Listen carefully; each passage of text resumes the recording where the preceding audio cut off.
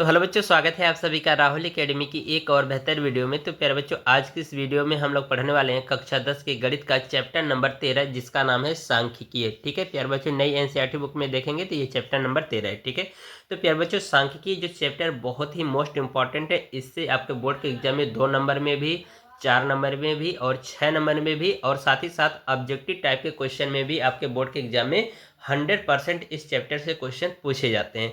तो प्यारे बच्चों, वीडियो शुरू करने से पहले यदि आप हमारे यूट्यूब चैनल पर पहली बार आए होंगे तो चैनल को सब्सक्राइब कर लीजिए। वीडियो पूरा देखिए बच्चों। वीडियो यदि आपको पसंद आती है तो वीडियो को लाइक करिए और साथ ही साथ चैनल को सब्सक्राइब करना न भूलेगा। तो चलिए बच्चों, बिना किसी देर के आज के वीडियो को हम लोग शुरू करते हैं। तो प्यारे बच्चों, इस चैप्टर में कुछ महत्वपूर्ण फार्मूले हैं। कौन कौन सा फार्मूला है और कौन कौन सी विधि है उसको हम लोग सबसे पहले देख लेते हैं। ठीक है, तो आइए इसके सबसे लास्ट में देखिए, यहाँ पर फार्मूला दिया है। यहाँ पर सारांश में देखिए, तो इसमें लिखा गया फर्स्ट पॉइंट में, वर्गीकृत आंकड़ों का माध्य निम्नलिखित प्रकार ज्ञात किया जा सकता है। यानी कि आपको वर्गीकृत आंकड़े दिए गए होते हैं, यानी इस तरह से आपको वर्गीकृत आंकड़े दिए गए होते हैं। ठीक है, तो उनको हमें माध्य निकालना होता है। तो इसके लिए 3 प्रकार की विधियां होती हैं हमारे पास। एक होती है प्रत्यक्ष विधि, दूसरी होती है कल्पित माध्य विधि और तीसरा होता है पग विचलन विधि। ठीक है, तो यहाँ पर देख रहे हो प्रत्यक्ष विधि का फार्मूला एक्स बार बराबर sigma F x divide by sigma F.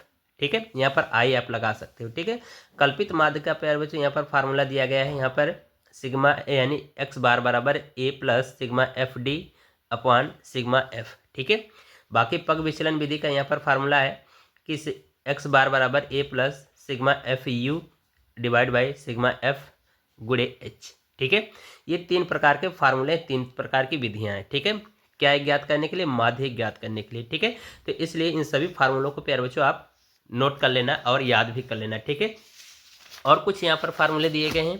यहाँ पर देख सकते हो दूसरे पॉइंट में कहा जा रहा है कि वर्गीकृत आंकड़ों का बहुलक निम्नलिखित सूत्रों द्वारा ज्ञात किया जा सकता है। ठीक है, तो बहुलक भी आपसे पेपर में पूछा जाता है ज्ञात करने के लिए, तो इसके लिए ये फार्मूला है। ठीक है, इसको आप याद कर लीजिए और नोट कर लीजिए।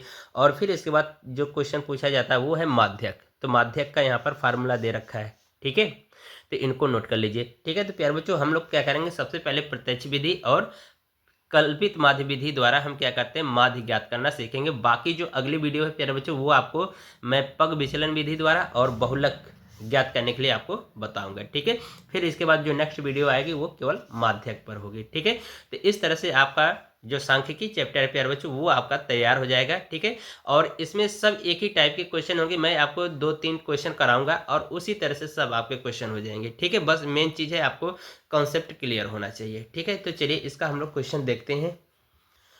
तो यहाँ पर प्यारे बच्चों सबसे पहला क्वेश्चन देखेंगे। ठीक है, प्रश्नावली 13.1 इसको कर लीजिए। ठीक है, यहाँ पर पहले क्वेश्चन में देखिए कहा गया कि विद्यार्थियों के एक समूह द्वारा अपने पर्यावरण संचेतना अभियान के अंतर्गत एक सर्वेक्षण किया गया है, जिसमें उन्होंने एक मोहल्ले के 20 घरों में लगे हुए पौधों से संबंधित निम्नलिखित आंकड़े एकत्रित किए। प्रति घर माध्य पौधों की संख्या ज्ञात कीजिए। ठीक है, यानी कि हमें माध्य ज्ञात करना है और इसमें कहा जा रहा है कि माध्य ज्ञात करने के लिए अपने किसी विधि का प्रयोग कीजिए। ठीक है, कोई भी 3 प्रकार की विधियां, एक पग विचलन विधि है, एक प्रत्यक्ष विधि है और एक आपका कल्पित माध्य विधि है। जो प्यारे बच्चों, जो प्रत्यक्ष विधि होता है सबसे आसान विधि होता है। ठीक है, अगर आपके बोर्ड के एग्जाम में तीनों विधियों में से किसी एक विधि का नाम लेकर के कहेगा कि उस विधि से माध्य ज्ञात कीजिए, तो उसी विधि से आपको ज्ञात करना है। ठीक है, अगर नाम लेकर के नहीं कह रहा, केवल कह रहा माध्य ज्ञात कीजिए, तो आपकी चॉइस है। ठीक है, लेकिन जो सबसे इजी जो विधि होती है बच्चों वो होता है प्रत्यक्ष विधि। तो आप प्रत्यक्ष विधि लगाना आसान से आसान तरीके से आप कर सकते हो और आपके बोर्ड के एग्जाम में थोड़ा सा समय की बचत हो जाती है। ठीक है, तो चलिए हम लोग सबसे पहले प्रत्यक्ष विधि से माध्य ज्ञात करना सीखेंगे। फिर इसके बाद प्यारे बच्चों ये जो अगला क्वेश्चन है प्रश्न नंबर 3, ठीक है, ये मोस्ट इंपॉर्टेंट क्वेश्चन है। इसी तरह से आपके बोर्ड के एग्जाम में क्वेश्चन पूछा जाता है, क्योंकि इसमें आपको माध्य दे रखा और यहाँ पर एक विलुप्त संख्या है एफ का मान यहाँ पर आपको ज्ञात करने के लिए पूछा गया है। ठीक है, तो ये जो क्वेश्चन प्यारे बच्चों इस टाइप के 100% आते हैं और आपके बोर्ड के एग्जाम में और क्वेश्चन अगर पूछेगा तो बस क्या करेगा, यहाँ पर संख्याएं चेंज कर सकता है या हो सकता है यही क्वेश्चन दे दे। ठीक है, फिर एक ये क्वेश्चन देख लेंगे, फिर इसके बाद लास्ट में प्यारे बच्चों हम लोग 6वां क्वेश्चन देख लेंगे। कल्पित विधि कल्पित विधि द्वारा हम लोग इसको हल कर लेंगे। ठीक है, तो इस तरह से 2 तरह की विधियां हमें कंप्लीट हो जाएंगी। चलिए, तो यहाँ पर हम लोग सबसे पहले फर्स्ट क्वेश्चन देखेंगे। यहाँ पर आपको देख रहे हो बच्चों, ये आपको यहाँ पर वर्ग अंतराल दे रखा है। ठीक है, और ये जो होता है प्यारे बच्चों इसको हम लोग कहते हैं बारंबारता, जिसको हम लोग एफ से डिनोट करते हैं। ठीक है, तो चलिए इसको हम लोग सॉल्व करते हैं। तो सबसे पहले जो जो ये दिया गया है इसको नोट कर लेते हैं, ठीक है। तो यहाँ पर लिखेंगे वर्ग अंतराल, ठीक है। तो इसके लिए आपको ये कॉलम याद रखना होगा बच्चों कि क्या क्या आपको इसमें प्रत्यक्ष विधि में कॉलम बनाना होगा, ठीक है। तो यहाँ पर आपको लिख देना होगा, जिस विधि से सॉल्व करोगे उस विधि का नाम लिख देना होगा। यहाँ पर लिख देंगे प्रत्यक्ष विधि से, ठीक है। हम लोग किससे हल कर रहे हैं? प्रत्यक्ष विधि से हल कर रहे हैं, ठीक है। तो इसमें आपको कॉलम याद रखना होगा, क्या क्या आपको कॉलम इसमें रखना होगा, ठीक है। तो यहाँ पर आपको दिया गया है जो क्वेश्चन में पौधों की संख्या, वो आपका हमारा क्या होता है? वर्ग अंतराल होता है। तो उसको लिखेंगे यहाँ पर वर्ग अंतराल, ठीक है। फिर अगला जो क्वेश्चन होता है प्यारे बच्चों, वो होता है बारंबारता, बारंबारता, ठीक है। इसको हम लोग एफ से दर्शाते हैं और यहाँ पर आई भी लिख दिया जाता है, ठीक है। ये चीज़ आपको ध्यान रखना, आई लिखिए या न लिखिए उससे कोई दिक्कत नहीं, ठीक है। फिर इसके बाद होता है वर्ग चिन्ह, वर्ग चिन्ह, ठीक है। इसको हम लोग एक्स आई से डिनोट करते हैं या एक्स भी लिख सकते हो, ठीक है।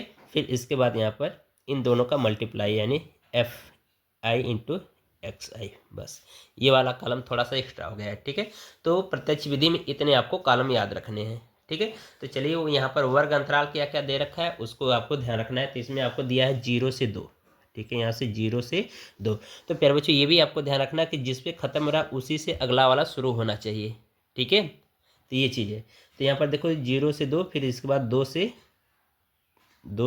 4, फिर 4 से 6, 6 से 8, 8 से 10 और 10 से 12 और 12 से 14, ये आपको वर्ग अंतराल दे रखा है, ठीक है। बाकी यहाँ पर बारंबारता आपको दिया गया है 1, 2, फिर इसके बाद 1, फिर इसके बाद है यहाँ पर 5, फिर है 6, फिर इसके बाद 2, फिर इसके बाद 3, ठीक है। ये हो गया।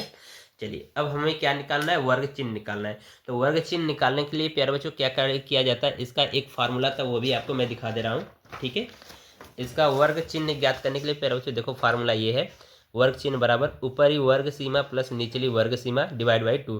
यानी कि ये जैसे यहाँ पर दिया गया है वर्ग अंतराल, तो ये ऊपरी सीमा हो गई, ये निम्न सीमा हो गई। इन दोनों को जोड़ दीजिए और 2 से क्या करिए? भाग कर दीजिए, ठीक है। तो वो हमारा क्या आ जाता है? वर्ग चिन्ह आ जाता है। तो ये आपको फार्मूला ये भी आपको ध्यान रखना है, ठीक है। चलिए अब हमें क्या करना है कि इनको जोड़ करके 2 से भाग दे देना है। तो इनको जोड़ेंगे 2 आ जाएगा और 2 से भाग करेंगे तो 1। तो वर्ग चिन्ह कितना आ गया? 1 आ गया। इनको जोड़िए, ये हो जाएगा 6 और 2 से भाग कर देंगे तो 3, ठीक है। ये हो जाएगा 10, 2 से भाग कर देंगे तो 5, ठीक है। ये हो जाएगा, ठीक है। तो इसको जोड़ करके भाग कर देंगे तो आ जाएगा 5। अच्छा एक चीज़ और आपको बता रहा हूँ, यहाँ पे देखो इसमें 2 2 का डिफरेंस है, ठीक है। तो अब आपको बार बार इसको जोड़ करके भाग करने की ज़रूरत नहीं है, जितना ये प्राप्त हुआ बस इसमें उतना जोड़ते चले आइए। तो जैसे कि यहाँ पर मैं अगर इसमें 5 आ गया तो 2 2 का अंतर, 5 इसमें जोड़ दूंगा तो ये आ जाएगा 7, ठीक है। अब इसमें 2 और जोड़ दीजिए तो 9 हो जाएगा, 2 इसमें जोड़ दीजिए तो 11 हो जाएगा, 2 और जोड़ दीजिए तो 13 हो जाएगा। क्योंकि यहाँ पर आप जोड़ के डिवाइड करिए, देखिए सब वही आएगा, ठीक है। तो ये आपको समय बचाने के लिए एक ट्रिक हो गई। फिर इसके बाद अब क्या करना है, यहाँ पर एफ आई एक्स आई का मान निकालना है। तो यानी कि ये एफ का हो गया, ये एक्स का हो गया, इनको क्या करिए? गुणा करा दीजिए। तो इसका एक गुणा कराएंगे तो हो जाएगा 1, इसका कराएंगे हो जाएगा 6 और इसका कराएंगे तो हो जाएगा 5। ये हो जाएगा 5 सत्ते 35, ठीक है। ये हो जाएगा आपका कितना? 6 9 54, ठीक है, 54 हो जाएगा। और ये 11 दूना के 22 हो जाएगा और 13 3 39 हो जाएगा, ठीक है बच्चों। अब हमें क्या करना है, यहाँ पर इनका कुल योग निकाल लेना होगा, ठीक है। तो यहाँ पर लिखेंगे कुल योग, कुल योग, ठीक है।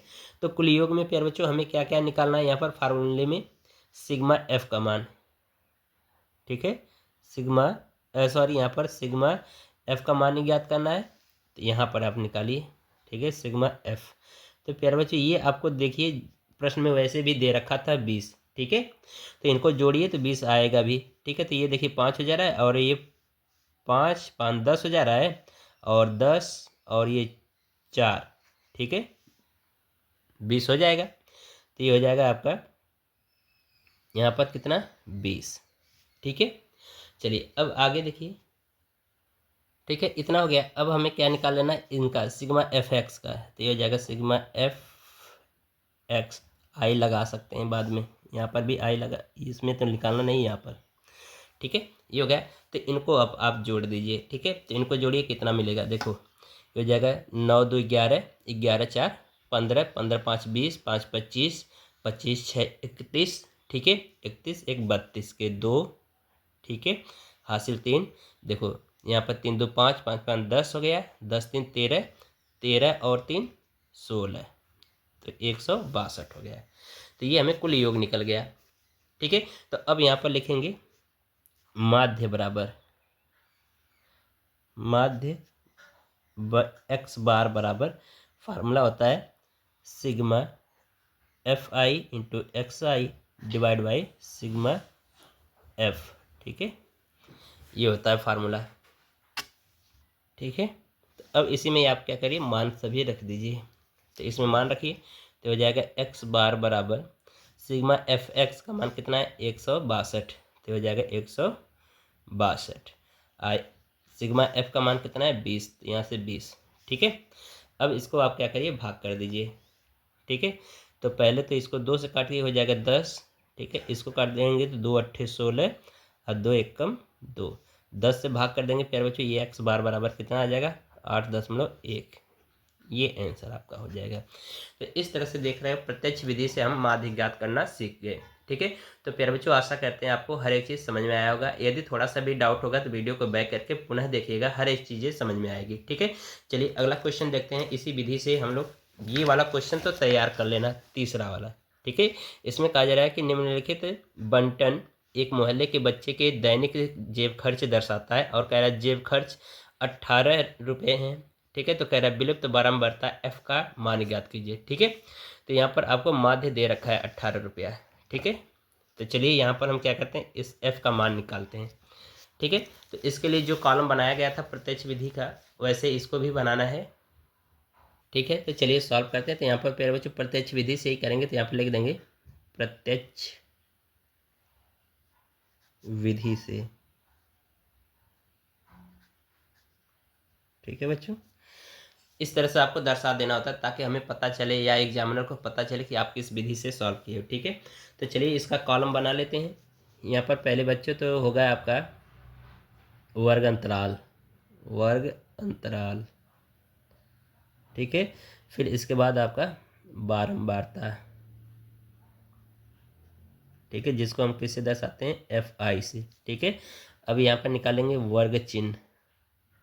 ठीक है, ये होता है एक्स आई, और यहाँ पर होता है एफ आई इंटू एक्स आई, ये इसका कॉलम होता है। ठीक है, अब इसको नोट कर लीजिए क्या क्या आपको दिया गया है वर्ग अंतराल। ठीक है, तो वर्ग अंतराल में प्यारे बच्चों आपको दे रखा है 11 से 13।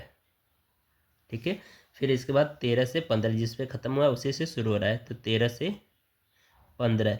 अच्छा, अब एक चीज़ देखो, इसमें कितने का अंतर है, 2 2 का अंतर है। ठीक है, तो बस 2 2 बढ़ाते चले जाएंगे। ठीक है, तभी हो जाएगा 15 से, इसमें जोड़ देंगे 17। अब 17 से 19। ठीक है, अब 19 से 21। ठीक है, 21 से 23। ठीक है, और 23 से आपका हो जाएगा 25। इतना आपको दे रखा है। ठीक है, अब इसके बाद वर्ग बारंबारता कितना दिया है, इसमें नोट कर लीजिए। ये हो जाएगा आपका 7 6 9 13, और यहाँ पर दिया है एफ, इसी की वैल्यू नहीं ज्ञात करनी है, ये हो जाएगा 5, ये हो जाएगा 4। ठीक है, चलिए अब हमें क्या करना है, वर्ग चिन्ह ज्ञात करना है। तो वर्ग चिन्ह ज्ञात करने के लिए हमें क्या करना है, इनको जोड़ करके भाग करना होगा। ठीक है, तो इनको जोड़ करके भाग करिए, तो ये हो जाएगा प्यारे बच्चों आपका कितना, ये हो जाएगा 24। तो 24 में 2 से भाग करेंगे तो कितना हो जाएगा 12। ये हो जाएगा आपका कितना, ये हो जाएगा 25। ठीक, सॉरी 28 हो जाएगा। ठीक है, तो 28 हो जाएगा। तो अब यहाँ पर देखो 28 हो जाएगा, तो 2 से भाग करेंगे तो कितना आ जाएगा 14। 14 आ गया। अब यहाँ पर बच्चों आपको ध्यान रखना कि इनमें 2 2 का अंतर है। ठीक है, तो बस इसमें 2 2 जोड़ते चले जाएंगे। ठीक है, तो इसमें 2 जोड़िए तो कितना हो जाएगा 16 हो जाएगा। ठीक है, इसमें दो जो अब इसमें 2 जोड़ दीजिए। ठीक है, यहाँ पर 2 जोड़ देंगे तो कितना हो जाएगा 18, यहाँ पर हो जाएगा 20, यहाँ पर हो जाएगा कितना, यहाँ पर हो जाएगा आपका 22 और यहाँ पर हो जाएगा आपका 24। ठीक है, इतना हो गया बच्चों। अब हमें क्या करना है, यहाँ पर सिग्मा एफ का मान निकाल लेना है। ठीक है, तो यहाँ पर देखिए कॉलम बनाया है, तो यहाँ पर लिख देंगे कुल योग, कुल योग। ठीक है, और इन यहाँ पर इनको क्या करिए, जोड़ दीजिए। तो ये देखिए इसको जोड़िए तो ये कितना आ जाएगा बच्चों, ये अगर आप जोड़ोगे तो ये आपका लगभग आ जाएगा 44 प्लस एफ। ठीक है, जोड़ लीजिए। यहाँ पर देखो, यहाँ पर हो जाएगा 5 4 9 और 9 ये 18 हो जाएगा, और 18 6 24। ठीक है, 24 और 7 कितना हो जाएगा 31। ठीक है, 31 हो गया, और फिर इसके बाद यहाँ पर 13 और जोड़ दीजिए। ठीक है, तो 31 और 13 जोड़ देंगे बच्चों तो कितना हो जाएगा आपका 44 हो जाएगा। ठीक है, 44 हो जाएगा, और प्लस एफ जोड़ दीजिए तो ये हो जाएगा आपका कुल योग, यानी सिग्मा एफ आई बराबर कितना हो जाएगा 44 प्लस एफ, ये आ जाएगा। ठीक है, अब इसके बाद आगे देखिए, अब हमें क्या करना है, यहाँ पर एफ इंटू एक्स का मान निकालना है, तो इनमें इनका गुणा करा लीजिए। ठीक है, तो चलिए बच्चों इसको मैं गुणा करा के नोट कर दे रहा हूँ, आप कर लीजिएगा। ठीक है, ठीक है बच्चों, तो यहाँ पर देखिए मैंने इनका सबका गुणा करा के यहाँ पर नोट कर लिया है। ठीक है, अब हमें क्या करना है, यहाँ पर मान निकालना है सिग्मा एफ एक्स का, तो यहाँ पर लिख देंगे सिग्मा एफ एक्स, यानी सिग्मा एफ आई एक्स आई कर सकते हो। ठीक है, ये हो गया बच्चों। अब हमें क्या करना है, इनको जोड़ देना सबको। ठीक है, तो सबसे पहले आप इनको जोड़ लीजिए, फिर इसको जोड़ दीजिए, फिर लास्ट में इसको जोड़ देना। ठीक है, तो चलिए इसको जोड़ लेते हैं। तो बच्चों इन सबको जोड़ने के बाद आ रहा है 752। ठीक है, 752, अब प्लस ये 20 एफ जोड़ दीजिए। ठीक है, 20 एफ, ये हो गया। अब हमें क्या करना है, माध्य ज्ञात कर लेना है। सब कुछ मान हमें मिल गया, तो यहाँ पर लिखेंगे माध्य एक्स बार बराबर ये हो जाएगा sigma f i into sigma x i. ठीक है, डिवाइड बाई ये हो जाएगा सिग्मा एफ आई। ठीक है, ये फार्मूला होता है। अब इसी में आपको क्या करना है, सब मान रख देना है। ठीक है, और एक चीज़ ध्यान रखना है प्यारे बच्चों कि आपको प्रश्न में यहाँ पर माध्य दे रखा है कितना, 18 दे रखा है। ठीक है, तो यहाँ पर हम कितना रखेंगे 18, तो ये हो जाएगा आपका 18 इक्वल, यहाँ पर इनका मान रख दीजिए, तो ये हो जाएगा कितना आपका 752 प्लस 20 एफ। ठीक है, और डिवाइड बाई ये हो जाएगा 44 प्लस एफ। ठीक है, ये हो गया। इसका बटा 1 मान सकते हैं, तिरछी गुणा करा दीजिए।